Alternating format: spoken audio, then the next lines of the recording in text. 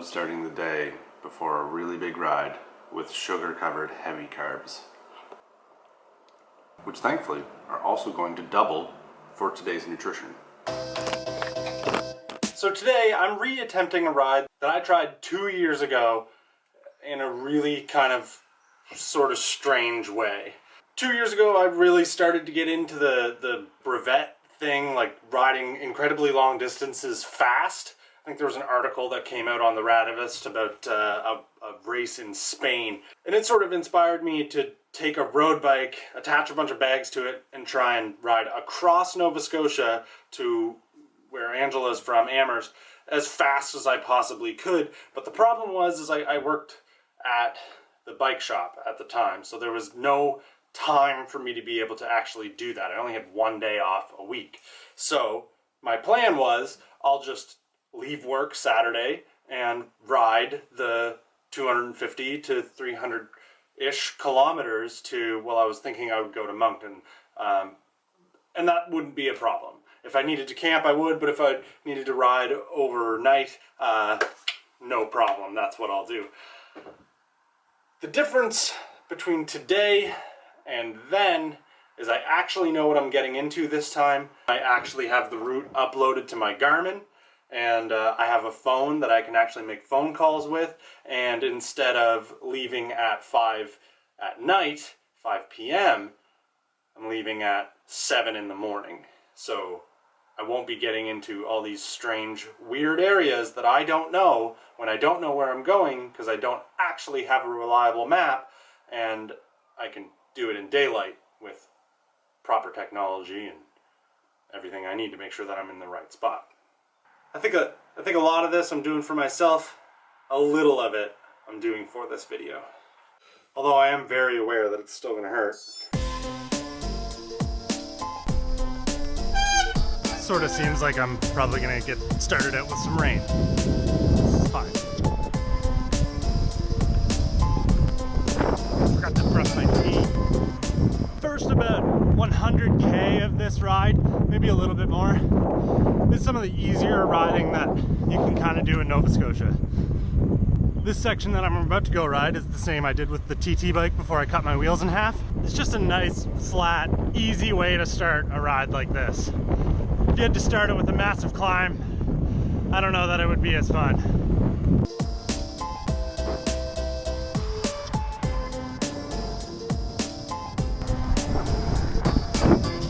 I can't believe I didn't remember this when I was building my route on Strava. Obviously, this is the way to go.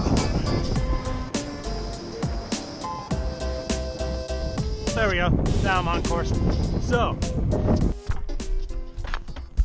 at this point, being a somewhat inexperienced high distance rider, I was pretty well giving it like just everything I had. I was at TT speeds, like the type of effort that I would put in if I was trying to get a personal best on the provincial TT course.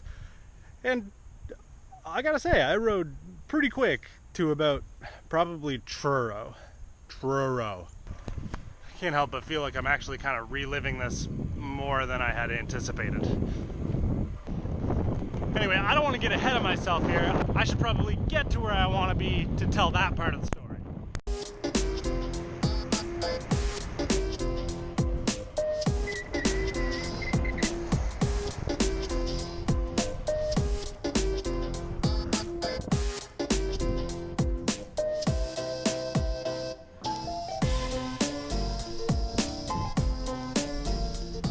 Easily the worst part about pulling into this Elmsdale big stop is the fact that it gives you just an insane amount of false sense of hope. Because normally this is like this would be almost a halfway point, or you know, you'd be a third way done your ride if you left from the Halifax area. For my ride, it's not even, I don't even think it's a 10th. Anyway, remember that breakfast sandwich Ian was talking about in one of these videos a while back? Yeah, I just got one of those.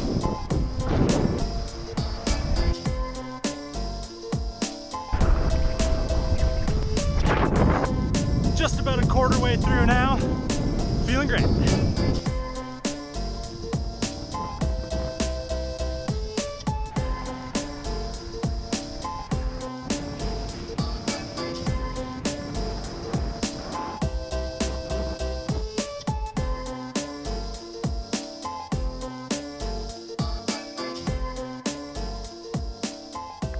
right here last time is where the skies opened up. Lightning started filling the sky. And about 2 minutes later, well, a lot of rain. Which actually wasn't that unpleasant. It was actually kind of nice to be cooled down. However, it was getting dark as well. And, you know, the darkness is kind of the worst part of it.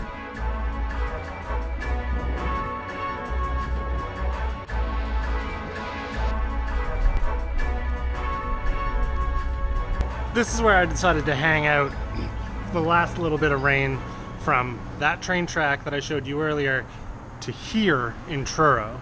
Now, as I said, the ride to here, the like about 100K, is a fairly straight shoot without a whole lot of elevation. There's not a whole lot of work that you need to do to get here other than turn pedals, keep your head down, and you can actually get here in a fairly quick time.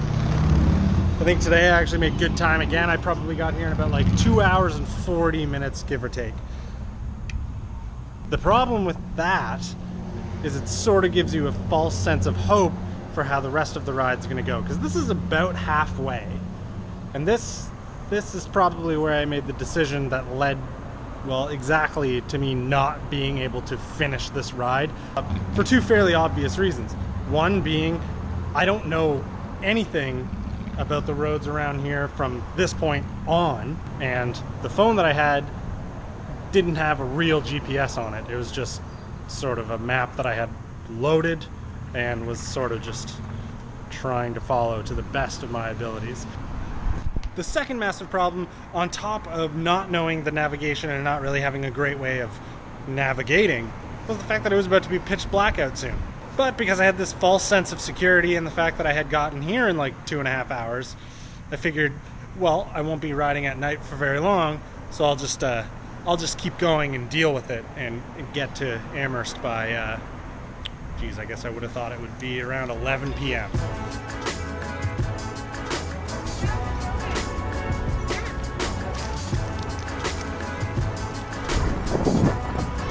Doing my best to avoid the bonk.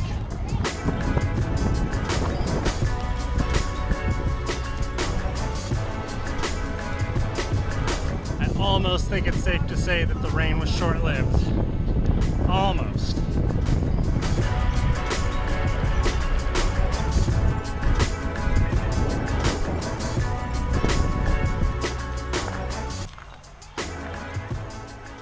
So the smart thing to do at this point would have been to go that way. That's the Wentworth Loop. That's something that I actually know. The only thing I could do was trust what that map said for me to do. So against my own better judgment kind of at the time, because of not really knowing what I would do next if I did go that way, it took me straight up this mountain. And the next smart thing to do today would be not to go that way, but it's the best part of the story. This certainly looks a lot different in daylight. At this point, it was probably right around 9 p.m. last time, and I didn't really have a choice. I had held out as long as I could, but right around here I had to turn my light on, and it was basically pitch black from that point forward. I mean, at this point I was pretty well committed to trying to get all the way to Amherst. Looking around, I don't think I really had a choice. I had all my camping gear with me, but even to now, it's fairly smooth sailing. The roads are pretty good. There's not much in the way of climbing. It's easy to think that if you just suffer through the rest of it, you pretty much get where you need to be in good time. Currently about 125K in. That's a little more than halfway. I'm not gonna lie, I'm pretty tired.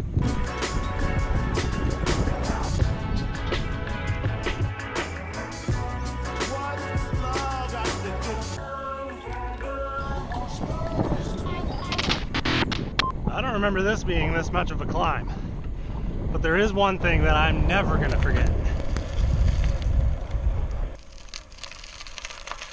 I remember how much I didn't like the way that right-hand turn looked, looking at my phone when I had no other way of knowing where I was going to be, because I will always remember that feeling of being on my 26mm tired road bike and feeling the asphalt turn into gravel like it just did in the pitch black.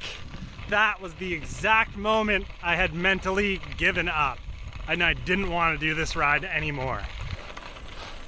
But I didn't really have a choice. I decided I was going to try and ride for the rest of the night. I didn't set up camp. There's nowhere to set up camp out here. Not that I could ever see, really. I didn't know what was around me. I didn't know where I was. All I knew was I needed to get through this and get to somewhere with Wi-Fi.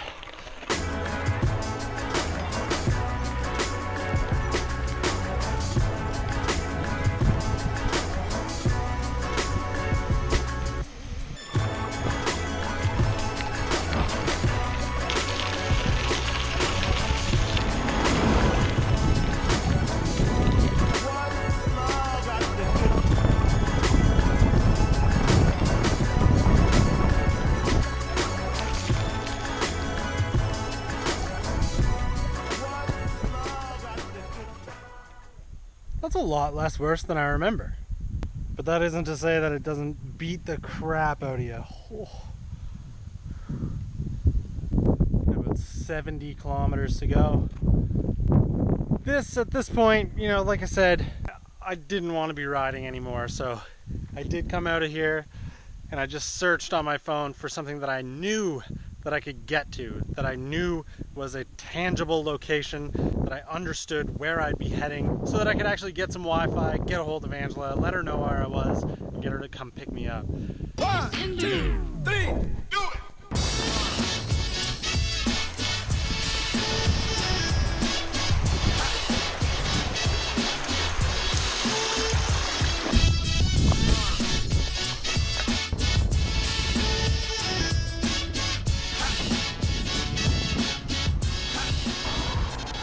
And this is where it ended.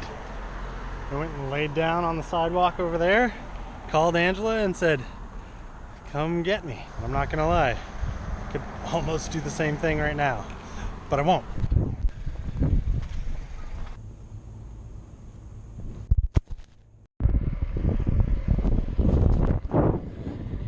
These are the last 35 kilometers of this ride. I'm not sure if I'm gonna make it, which is funny because I had all the confidence in the world that this wasn't gonna be a problem because I gave myself the day. It's no easier at night or day. It's way too hot after this.